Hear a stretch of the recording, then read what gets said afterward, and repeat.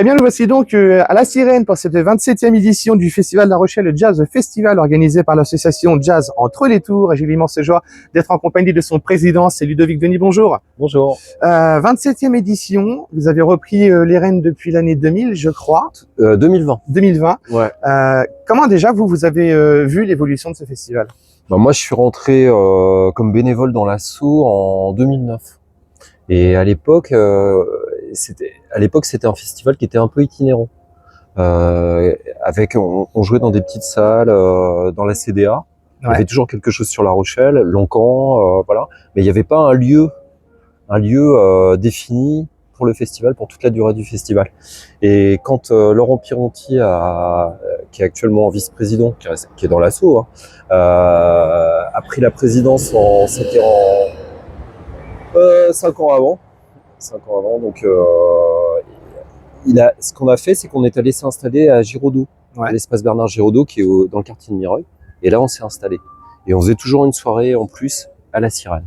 Et depuis 2020, en fait, on est à la Coursive. Alors, ce qui s'est passé en 2020, c'est qu'il y a eu le confinement. Oui. Vous vous souvenez? Oui. Et que il y avait des histoires de jauge. Il fallait qu'il y ait des espacements entre les spectateurs, etc. Et c'était pas possible de le faire à Giraudot parce qu'on se serait retrouvé, compte tenu des consignes sur cette salle, à 80 spectateurs. Ouais. Et on a eu la chance en fait d'être accueillis par La Sirène, David Fourier, et puis du coup on continue. Donc depuis chaque année en fait, on est à La Sirène. Mais on a aussi, en 2020, on l'avait fait, on le refait cette année, une soirée à la Coursive. Elle sera maintenue cette année, la soirée à la Coursive? Ouais, c'est vendredi. Oui, ok. Ouais. L'évolution du jazz aujourd'hui, parce qu'on le voit, l'industrie musicale évolue énormément, notamment avec l'arrivée de l'IA maintenant dans cette industrie-là. Comment est-ce que vous voyez l'évolution du jazz et à quelle place il se positionne? C'est très bizarre aujourd'hui la perception que j'en ai, c'est-à-dire que il y a énormément de créations, beaucoup de sorties de disques, des artistes, il y en a plein. C'est quasiment, même quand on s'intéresse beaucoup à ça, c'est très difficile de savoir le nombre de musiciens qui existent, le nombre de projets. Et c'est très bizarre. On dit que c'est une musique de niche. Pourtant, il y a plein de festivals, notamment en Nouvelle-Aquitaine. Il y en a plus de 70. Il y a du monde sur les festivals d'été. Nous, on a une fréquentation honorable. Et pour autant, il y a quoi comme diffusion? Il y a France Musique qui diffuse un petit peu d'émissions quotidiennement. Il y a TSF Jazz et il y a FIP. Parce qu'au final, c'est un genre musical qui est très marginalisé, on va dire. Rarement on les diffuse en radio. Les clips, on n'en voit quasiment pas à la télé. Tout à fait. Pourquoi? Et pourtant, il y a une actualité. Je sais pas, moi, je comprends pas parce qu'en fait, la plupart des musiciens qui passent, et on en a l'illustration cette semaine, c'est des jeunes. La plupart des musiciens qui passent là, ils ont, je sais pas, Étienne Manchon, il a 29 ans, Alès 2000, il a 20 ans. Ce soir, Sophie Alour, c'est pas une ancêtre non plus. C'est une musique qui se renouvelle tout le temps. C'est une musique qui s'inspire des musiques actuelles. Dans le sens où, je sais pas, quand on a vu hier José James, il fait du beatbox. C'est quand même incroyable. Je veux dire, donc il est aux frontières du funk, ça groove. Il s'approprie un petit peu tous les musiciens de jazz. Mais après, ça reste difficile pour eux. Notamment au niveau des disques. C'est-à-dire les disques, on sait parfaitement qu'ils arrivent plus à les vendre. Donc ils arrivent à en vendre en sortie de concert. On le voit, les spectateurs, ils ont vu le concert, ils ont envie d'avoir le disque. Donc ça, c'est l'occasion. Mais sinon, ça reste difficile. Ça reste difficile. Donc pour moi, c'est une musique qui est très vivante. Je sais que l'illustration, c'est ce que je vous disais, c'est les festivals, certaines salles dans les grandes villes qui sont pleines avec des jeunes. Mais qui donne toujours cette impression que c'est pas pour tout le monde, que c'est une musique de niche, etc.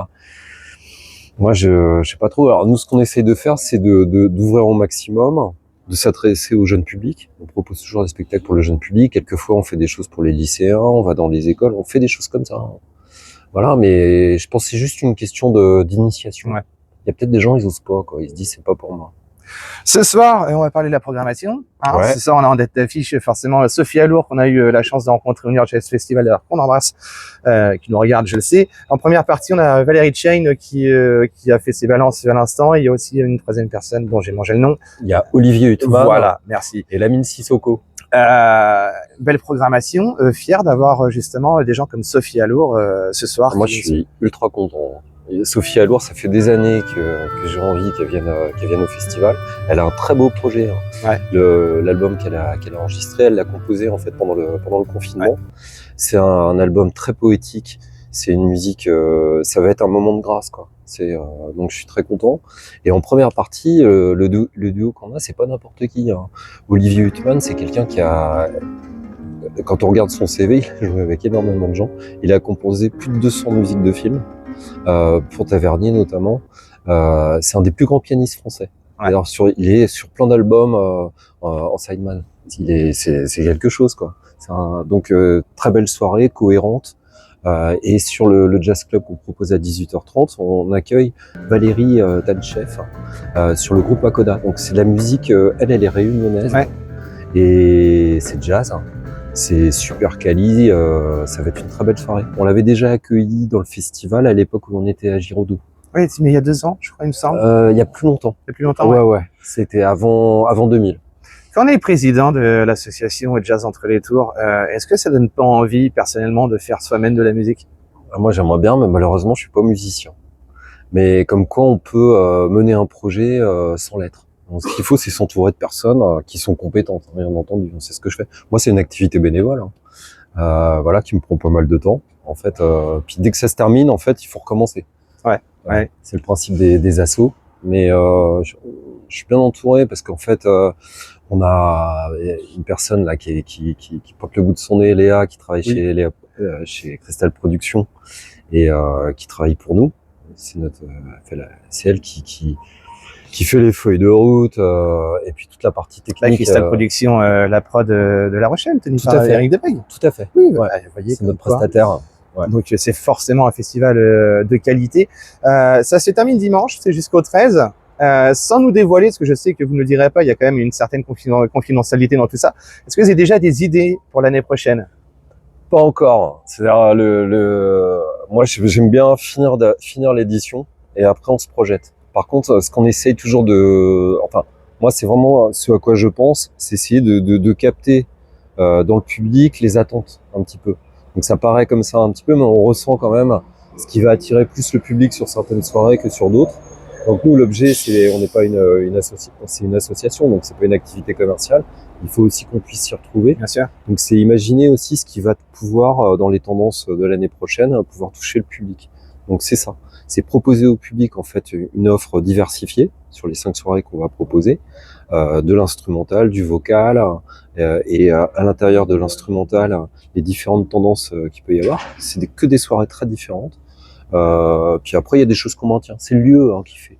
Donc, on espère qu'on va continuer à la Sirène. On espère qu'on pourra être aussi à la Coursive. Et après, peu à peu, on construit les choses. Bon, et dans le domaine du fantasme, dira-t-on, s'il y a un artiste que vous aimeriez voir participer à ce festival-là, ce serait lequel? Moi, j'aurais bien aimé qu'on reçoive Pat Metheny, qui est un très grand guitariste. Ça c'est un petit peu le rêve pour moi. Peut-être un jour ça se fera, mais il faut saisir l'opportunité, c'est-à-dire que faut aussi que ça corresponde à une tournée. Et pour l'instant, ça s'est pas fait. Bon, en tout cas, le message est lancé, il va le voir. Donc, Pat, voilà, si tu sais pas quoi faire une année, viens donc à La Rochelle pour ce superbe festival, La Rochelle, le Jazz Festival. Ludovic, merci d'avoir pris le temps de répondre à mes questions. Le festival, je le rappelle, c'est à la Sirène, il y a une soirée à la Coursive également. Ouais. C'est jusqu'à dimanche. Et puis, j'ai presque envie de vous dire l'année prochaine. Merci beaucoup. Ouais. Merci à vous. Et puis nous, on va rester là forcément dans cette très belle soirée.